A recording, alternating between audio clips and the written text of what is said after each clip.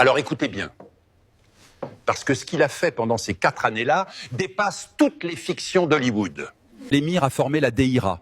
Il a mené une guérilla mobile et épuisante pour l'armée française, multipliant les raids et les coups d'éclat malgré des moyens très réduits.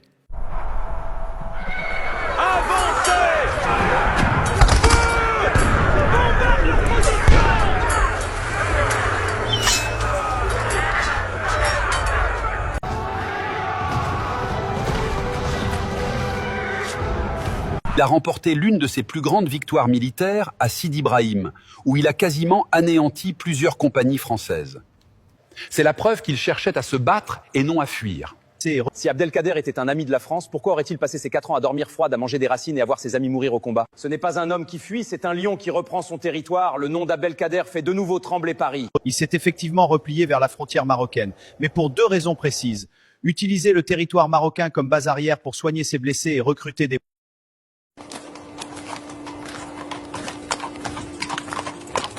On vous a menti en disant qu'il était seul. Regardez bien. Lala Zohra, sa mère, ses frères Mustapha et Hussein, son épouse, ses enfants, le fidèle qui ont laissé leur maison et leur terre derrière cette ligne pour suivre une idée.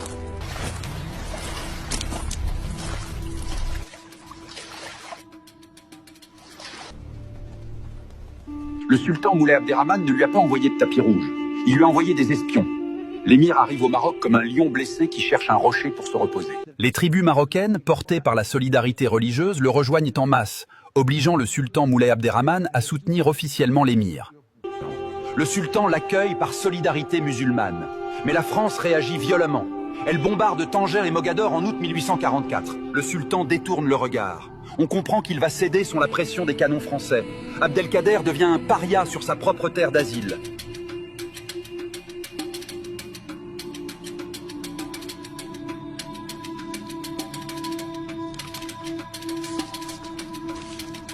Cette lettre est pour le roi du Maroc. Pars de nuit. Je la cacherai. Les patrouilles ne me verront pas. Le messager capturé serait une catastrophe. Ouvrez! Je porte le sceau de l'émir Abdelkader pour Sa Majesté le Sultan.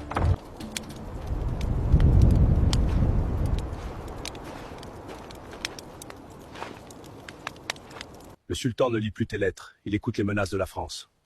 Ses ministres m'ont dit, l'Algérie est perdue. Pourquoi devons-nous perdre le Maroc pour un homme qui n'a plus de terre? L'ombre du sultan est longue, émir. Il vous demande de cesser de parler aux tribus du Rif. Vos paroles sont comme des braises sur du chaume sec.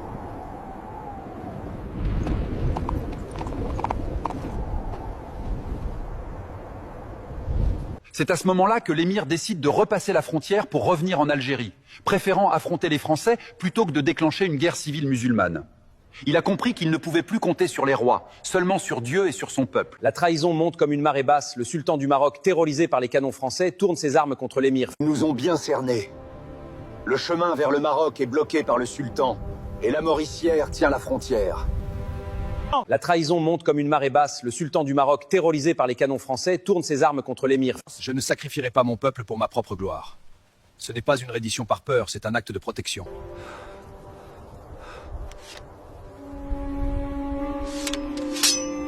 Compagnons, préparez-vous. Demain, nous ne serons plus des guerriers. Nous serons un témoin.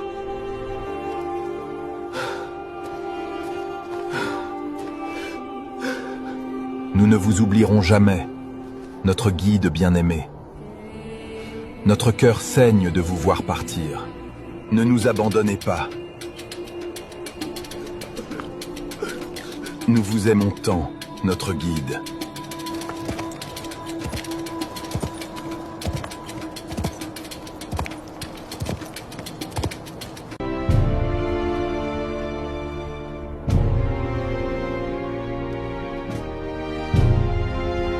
Je vous donne ma parole, et je prends la vôtre. Mon sang a assez coulé sur cette terre. Je pars pour sauver ce qui reste de mon peuple. Au nom de la France, votre serment est accepté. Vous irez où vous l'avez demandé. Abdelkader ne s'est pas rendu comme un vaincu, mais comme un négociateur. Il a posé une condition sacrée, fait la sécurité de sa famille et de ses compagnons, et le droit de partir vers une terre d'islam, Alexandrie ou Saint-Jean d'Acre. Une fois sur le bateau, au lieu de l'emmener vers l'Orient, ils l'ont détourné vers les prisons froides de Toulon, puis de Pau et d'Amboise. Ils l'ont trahi dès qu'il a posé le pied sur le bateau, pas? Oui, malheureusement.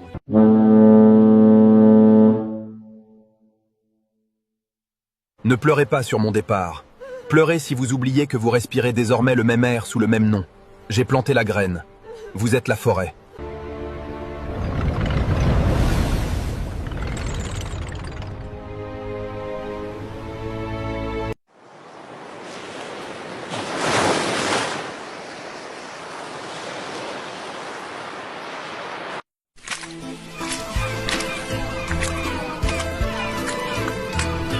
Pourquoi sommes-nous ici?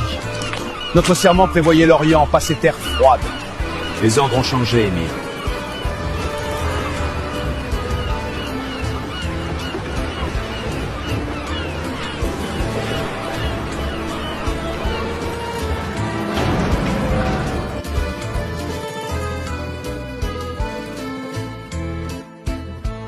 Alors que la vapeur commence à monter, l'arôme se diffuse.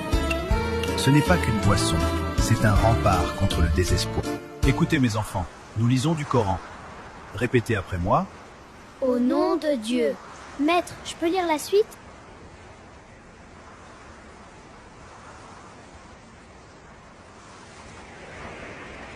À Pau, l'émir a découvert que la prison n'est pas faite de barreaux mais de deuil. On lui a refusé la libertà, mais le ciel lui a pris ses enfants. Ya Rab, je t'invoque pour mes enfants, la prunelle de mes yeux. Dans cette époque semée de fitna, mon cœur tremble pour eux. Tant d'illusions les guettent pour les égarer, et mes mains de maman semblent trop petites pour les protéger. Ya Hafiz, je te confie ma amana sous ta protection, pour que jamais ils ne perdent leur foi ni leur direction. Je mets toute mon âme à les élever, pour qu'ils soient de ceux que tu aimes. Fais d'eux la plus belle page de mon livre, celle dont l'encre ne séchera jamais, même quand ma plume, un jour...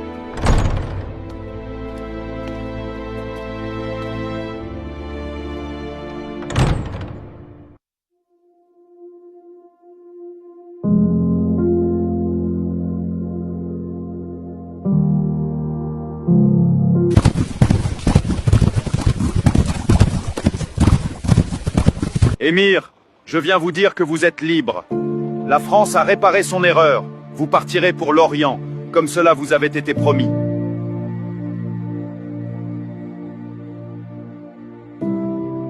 Le temps est un fleuve qui finit toujours par rejoindre la mer. J'ai attendu 5 hivers. J'ai enterré mes enfants dans cette terre. Aujourd'hui, la terre me rend ma liberté. Je vous laisse ici, mais vous voyagez en moi. Vous êtes le prix de cette liberté.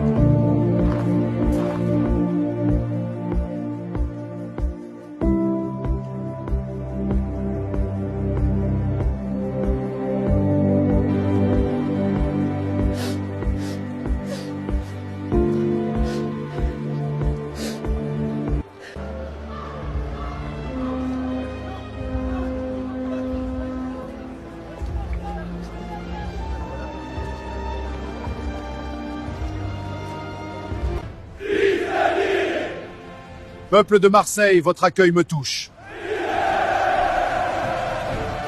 Vive l'émir!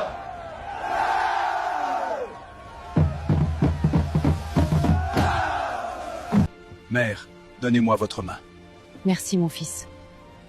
Nous sommes libres. Grâce à Dieu.